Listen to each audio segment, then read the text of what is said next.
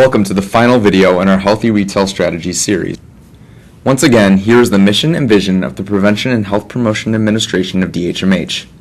Healthy retail directly aligns with our mission, since nutrition is integral to health, particularly in chronic disease prevention, because diets high in sodium, calories, saturated, and trans fats have been associated with conditions like obesity, hypertension, and type 2 diabetes. By addressing worksite nutrition, the Prevention and Health Promotion Administration is improving health and well-being for employees across the state of Maryland.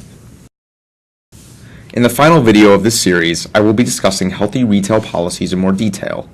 This topic has been brought up in the preceding videos, but now I want to pull that information together to explain why implementing policies that support healthy retail is so important, and the steps from development to implementation. After watching this video, viewers will be able to understand various considerations and steps needed towards drafting and implementing healthy retail policies, as well as identify various types of healthy retail policies that lead to organization-wide behavior change. Here we're focusing on worksite health policies, which are any formal, enforceable, and written statements designed to protect or promote employee health. Typically, these policies are informed by scientific research on environmental hazards that may be found in the workplace. For example, in 1982, the Surgeon General released a report on the linkage between secondhand smoke and cancer, which led many worksites to draft policies regarding tobacco usage at work. Now that we have plenty of research on the health benefits of a healthful diet and physical activity, and their role in the prevention and management of chronic disease, communities should restructure workplace environments where most people spend 2/3 of their waking hours to promote health behaviors. I want to distinguish this from a guideline, which is also a written document, but not necessarily enforceable. Rather, guidelines are seen as recommendations or suggestions, not rules. However, creating a policy may require getting approval through multiple layers of bureaucracy, while a guideline may be more timely. These next few slides come from an article published in the Journal of Law, Medicine, and Ethics titled Workplace Health: Engaging Business Leaders to Combat Obesity. Within the article, the authors outline some key processes and practices to creating healthy policies, including those that promote healthy retail.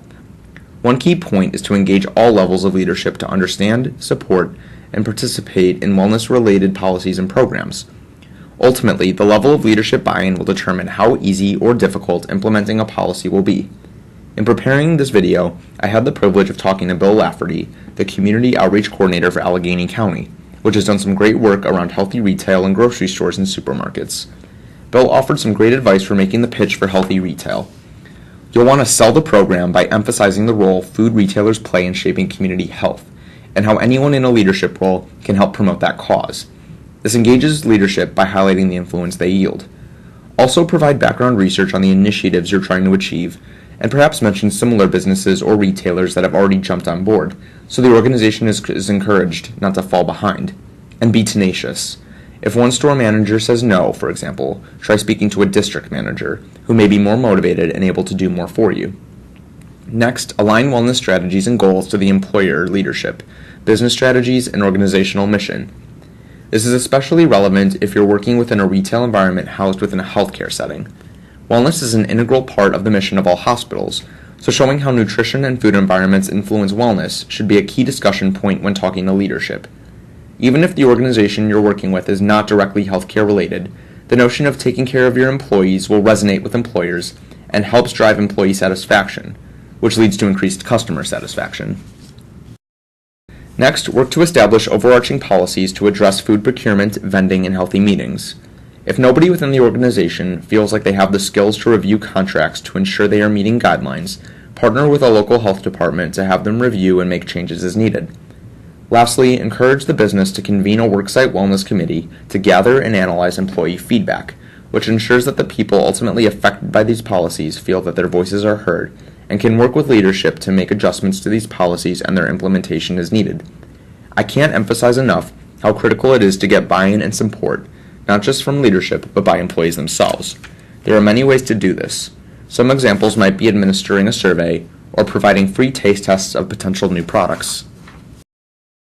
So how does an idea become a successful policy? This slide outlines 6 steps that serve as a good guide to executing meaningful change. First, you'll want to raise awareness and gain leadership support, which was discussed in the previous 2 slides. Next, inform and build partnerships. It cannot be overstated how essential collaboration is to making policy work. Get people talking to each other who may not otherwise do so. This will ensure that there are a variety of experiences and skill sets at the table when developing a policy. Procurement experts, public health officials, senior management, and retail outlet owners are just a few examples of people who should have a seat at the table when developing the policy.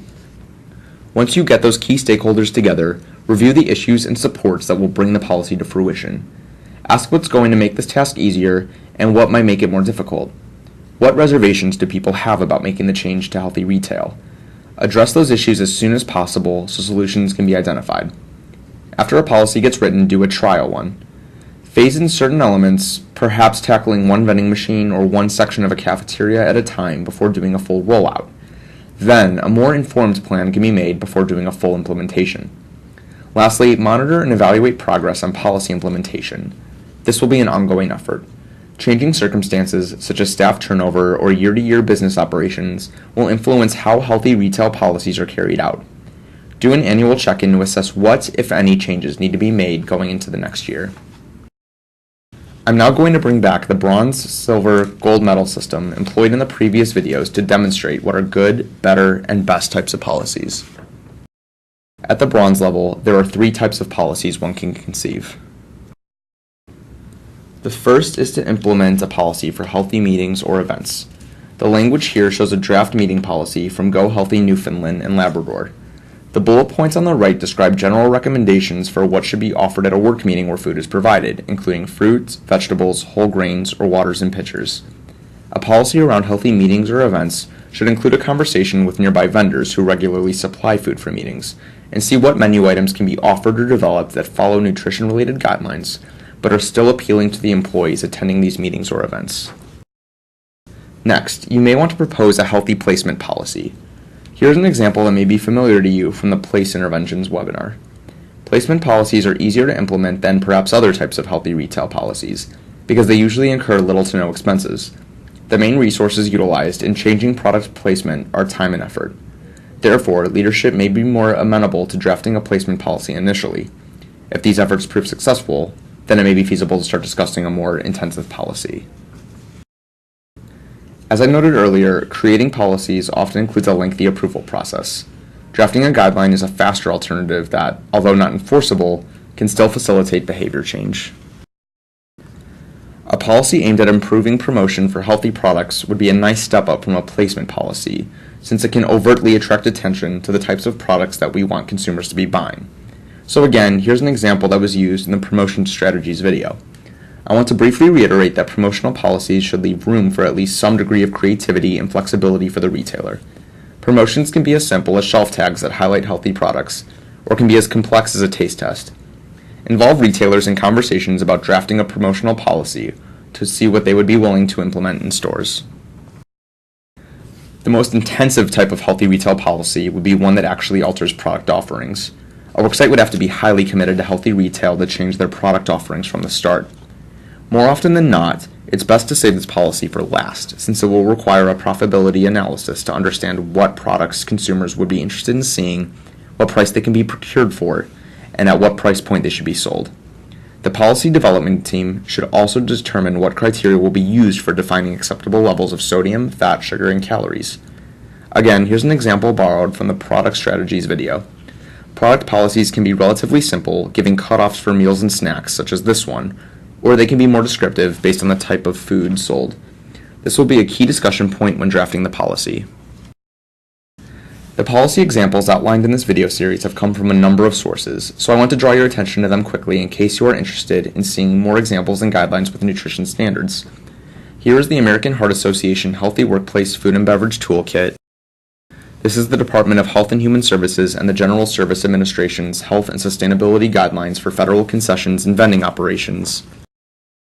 And here's the National Alliance for Nutrition and Activity, which has come up with both the Healthy Meeting Toolkit and Model Beverage and Food Vending Machine Standards. In summary, policies are the gold standard for making healthy retail enforceable and sustainable. It isn't always necessary to draft policies from scratch. There are a lot of great resources with sample policies. Once you decide what type of policy you want to create, adapt existing policies to best match the worksite environment undergoing the intervention.